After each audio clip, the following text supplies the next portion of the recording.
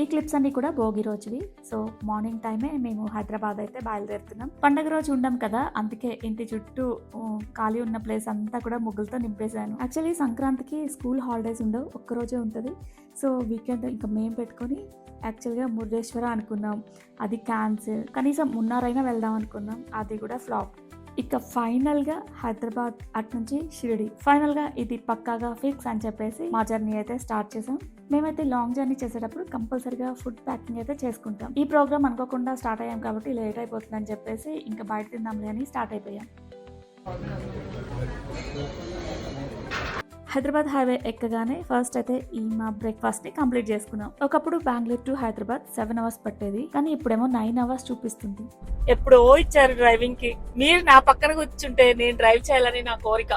మాట్లాడండి. చేతులు ఎప్పుడోసారి చేతులే కానీ ఇప్పుడు కూర్చొని ఎంజాయ్ చేసుకుంటాం. ప్లీజ్ ఇవ్వచ్చుగా. నేను చేస్తాను.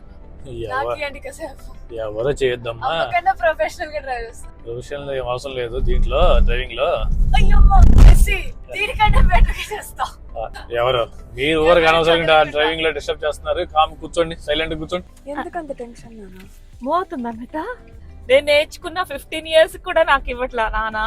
డాడ్స్ లిటిల్ ప్రిన్సెస్ కాబట్టి ఒప్పించా. చూడు ఎంత పార్షియాలిటీనో. ఒక్కసారి నాన్నని చూపిస్తా, వాళ్ళ నాన్న ఎక్స్ప్రెషన్స్ చూడండి. ప్రశాంతంగా కూర్చోవాలి నాన్న. మీరు నిద్రపోండి ప్రశాంతంగా. నేను ఒక స్నాప్ తీసుకుంటా.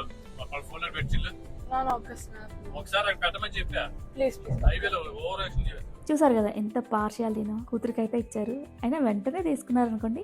ఇక లంచ్ టైం.